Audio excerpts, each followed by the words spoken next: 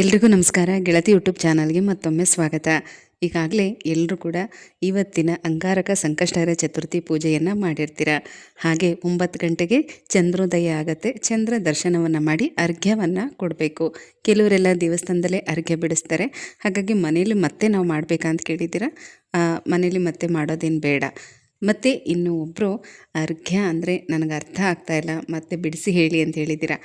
ನೀವು ವಿಡಿಯೋನ ಸ್ಕಿಪ್ ಮಾಡದೆ ನೋಡಿದ್ರೆ ನಿಮಗೆ ನೀಟಾಗಿ ಅರ್ಥ ಆಗುತ್ತೆ.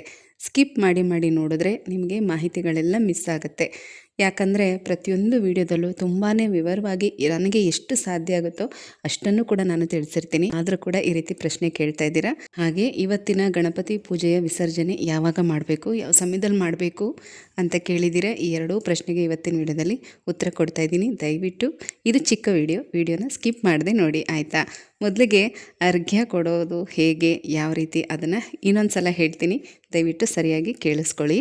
ಒಂದು ತಾಮ್ರದ ಚೆಂಬಲ್ಲಿ ನೀರನ್ನ ತಗೊಳ್ಳಿ. ಅದಕ್ಕೊಂದು ಸ್ವಲ್ಪ ಅಕ್ಷತೆ ಮತ್ತು ಹೂವನ್ನು ಹಾಕಿ ನೀವು ಪೂಜೆ ಮಾಡುವಾಗಲೇ ದೇವ್ರ ಮನೆಯಲ್ಲಿ ಇಡಬೇಕು. ಆ ನಂತರ ಪೂಜೆ ಎಲ್ಲ ಮುಗಿದ್ಮೇಲೆ ರಾತ್ರಿ ಚಂದ್ರೋದಯ 9 ಗಂಟೆಗೆ ಅಂತ ಹೇಳಿದ್ದೀನಲ್ವಾ, 9 ಗಂಟೆಗೆ ಆಕಾಶದಲ್ಲಿ ನೋಡಿ. ನಿಮಗೆ ಚಂದ್ರ ಕಾಣಿಸಿದ್ರೆ ಚಂದ್ರನನ್ನು ನೋಡ್ತಾ ಆ ತಾಮ್ರದ ಚೆಂಬಲ್ಲಿರೋ ನೀರನ್ನು ತಗೊಂಡು 3 ಸಲ ಓಂ ಸೋಂ ಸೋಮಾಯ ನಮಃ ಅಥವಾ ಚಂದ್ರಶೇಖರಾಯ ನಮಃ ಅಂತ ಹೇಳಿಕೊಂಡು ಆ ನೀರನ್ನು ಗಿಡಗಳ ಮೇಲೆ ಹಾಕಬೇಕು. ಅಷ್ಟೇ. ಇದು ಅಂದರೆ ಎರಡೂ ಕೈಯಿಂದ ಆ ಚೊಂಬನ್ನು ಹಿಡ್ಕೊಂಡು ನೀವು ನೀರನ್ನು ಗಿಡಗಳಿಗೆ ಸುರಿಬೇಕು. ಚಂದ್ರನನ್ನು ನೋಡಿಕೊಂಡು ಪ್ರಾರ್ಥನೆ ಮಾಡ್ಕೋಬೇಕು. ಮನೆ ಹೊರಗಡೆ ಚಂದ್ರನನ್ನು ನೋಡ್ತಾ ಈ ರೀತಿ ಅರ್ಘ್ಯವನ್ನು ಕೊಡಬೇಕು. ಅಥವಾ ದೇವ್ರ ಮನೆಯಲ್ಲೂ ಕೂಡ ಕೊಡಬಹುದು. ಹೇಗೆ ಅಂದರೆ ಕೈಯಲ್ಲಿ ಹೂವು ಅಕ್ಷತೆಯನ್ನು ಇಟ್ಕೊಂಡು ಉದ್ಧರಣೆಯಿಂದ ನೀರನ್ನ ಎತ್ಕೊಂಡು ನಿಮ್ಮ ಕೈ ಮೇಲೆ ಸುರ್ಕೊಳ್ಳೋದು. ಕೆಳಗಡೆ ಒಂದು ಪ್ಲೇಟನ್ನು ಇಟ್ಕೊಂಡು ನೀವು ನೀರನ್ನು ಹಾಕ್ಕೊಂಡು 3 ಸಲ ನೀರನ್ನು ಹಾಕ್ಕೊಂಡು ಬಿಟ್ಟರೆ ನಿಮ್ಮ ಪೂಜೆ ಇಲ್ಲಿಗೆ ಮುಗಿಯುತ್ತೆ. ಅರ್ಘ್ಯ ಬಿಡೋದು ಅನ್ನೋ ಥರ ಅರ್ಥ ಬರುತ್ತೆ. ಈ ಎರಡೂ ರೀತಿಯಲ್ಲೂ ಮಾಡ್ಬೋದು. ನೀವು ದೇವ್ರ ಮನೆಯಲ್ಲೂ ಕೂಡ ಕುತ್ಕೊಂಡು ಮಾಡ್ಬೋದು, ಅಥವಾ ಹೊರಗಡೆ ಚಂದ್ರನನ್ನು ನೋಡ್ತಾ ಕೂಡ ಕೊಡ್ಬೋದು. ಯಾಕಂದರೆ ನಾವು ಬೆಳಗ್ಗೆ ಹೊತ್ತು ಸೂರ್ಯನಿಗೂ ಕೂಡ ಇದೇ ರೀತಿಯೇ ಅರ್ಘ್ಯವನ್ನು ಕೊಡೋದಲ್ವ. ಹಾಗಾಗಿ ಸೂರ್ಯ ಚಂದ್ರ ಇಬ್ಬರಿಗೂ ಕೂಡ ಇದೇ ರೀತಿಯೇ ಕೊಡಬಹುದು. ಇನ್ನೂ ಒಂದು ಸಲ ನಿಮಗೆ ಹೇಳ್ತಾ ಇದ್ದೀನಿ ನೋಡಿ. ದೇವ್ರ ಮನೆಯಲ್ಲಿ ಕೂತ್ಕೊಂಡು ನೀವು ಅರ್ಘ್ಯ ಬಿಡೋದಾದರೆ ಕೆಳಗಡೆ ಒಂದು ಪ್ಲೇಟನ್ನು ಇಟ್ಕೊಳ್ಳಿ.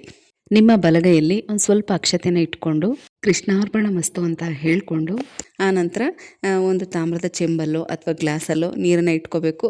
ಉದ್ಧರಣೆ ಅಥವಾ ಒಂದು ಸ್ಪೂನನ್ನು ಹಾಕ್ಕೋಬೇಕು. ಎಡಗೈಯಿಂದ ನೀರನ್ನು ಎತ್ಕೊಂಡು ನಿಮ್ಮ ಬಲಗೈ ಮೇಲೆ 3 ಸಲ ಹಾಕ್ಕೊಂಡು ನಿಮ್ಮ ಕೈಲಿರುವಂಥ ಅಕ್ಷತೆಯನ್ನು ಆ ತಟ್ಟೆನಲ್ಲಿ ಬಿಡಬೇಕು. ಇದು ಅರ್ಘ್ಯ ಬಿಡೋವಂಥ ವಿಧಾನ ದೇವ್ರ ಮನೆಯಲ್ಲಿ. ಅಥವಾ ಹೊರಗಡೆ ಬಿಡೋದಾದರೆ ಈಗ ನಾನು ನಿಮ್ಗೆ ಹೇಳಿದಾಗೆ ತಾಮ್ರ ಚೆಂಬಲ್ಲಿ ನೀರನ್ನು ತೊಗೋಬೇಕು. ಅದರಲ್ಲಿ ಸ್ವಲ್ಪ ಅಕ್ಷತೆ ಹೂವನ್ನು ಹಾಕ್ಕೊಂಡು ಚಂದ್ರನನ್ನು ನೋಡ್ತಾ ಪ್ರಾರ್ಥನೆ ಮಾಡಿಕೊಂಡು ಆ ನೀರನ್ನು ಗಿಡಗಳ ಮೇಲೆ ಸುರಿಬೇಕು. ಇದು ಅರ್ಘ್ಯ ಬಿಡುವಂಥ ವಿಧಾನ. ಈ ಎರಡರಲ್ಲಿ ಯಾವ ರೀತಿ ಆದರೂ ನೀವು ಅರ್ಘ್ಯವನ್ನು ಕೊಡಬಹುದು. ಆದರೆ ಇದು ಮಾಡಬೇಕು, ತುಂಬ ಒಳ್ಳೆಯದು. ಹುಣ್ಣಿಮೆ ದಿನ ಮತ್ತು ಈ ರೀತಿ ಸಂಕಷ್ಟಹರ ಚತುರ್ಥಿಯ ದಿನ ಚಂದ್ರನಿಗೆ ಅರ್ಘ್ಯವನ್ನು ಕೊಡೋದು ತುಂಬಾ ಒಳ್ಳೆಯದು. ಹಾಗೆ ಗಣಪತಿ ಪೂಜೆಯ ವಿಸರ್ಜನೆ ಯಾವಾಗ ಮಾಡಬೇಕು ಅಂತ ಕೇಳಿದ್ದೀರಾ.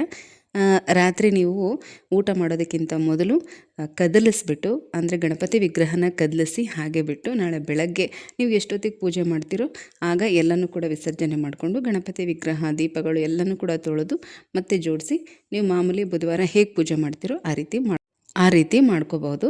ಇನ್ನು ಧನುರ್ಮಾಸ ಪೂಜೆ ಮಾಡ್ತಾ ಇರೋರು ಬೆಳಗ್ಗೆ ಬ್ರಾಹ್ಮಿ ಮುಹೂರ್ತದಲ್ಲಿ ನೀವು ಅದನ್ನೆಲ್ಲ ವಿಸರ್ಜನೆ ಮಾಡಿ ತೊಳೆದು ಮತ್ತು ಗಣಪತಿ ವಿಗ್ರಹಕ್ಕೆ ಬೊಟ್ಟೆಲ್ಲ ಇಟ್ಟು ಒಂದು ಹೂವನ್ನು ಇಟ್ಟು ದೀಪಗಳೆಲ್ಲ ಹಚ್ಚಿ ನೀವು ಬುಧವಾರ ಮತ್ತು ಧನುರ್ಮಾಸದ ಪೂಜೆ ನೀವು ಹೇಗೆ ಮಾಡ್ತಾಯಿದ್ರು ಅದೇ ರೀತಿಯೇ ಮಾಡ್ಕೋಬಹುದು. ಇವತ್ತು ರಾತ್ರಿ ನೀವು ಚಂದ್ರನಿಗೆ ಅರ್ಘ್ಯ ಬಿಟ್ಟು ಆದಮೇಲೆ ಗಣಪತಿ ವಿಗ್ರಹನ ಕದಲಿಸಿ ನಾಳೆ ಬೆಳಗ್ಗೆ ನೀವು ಎಷ್ಟೊತ್ತಿಗೆ ಪೂಜೆ ಮಾಡ್ತೀರೋ ಆಗ ಎಲ್ಲನೂ ಕೂಡ ವಿಸರ್ಜನೆ ಮಾಡ್ಕೋಬಹುದು.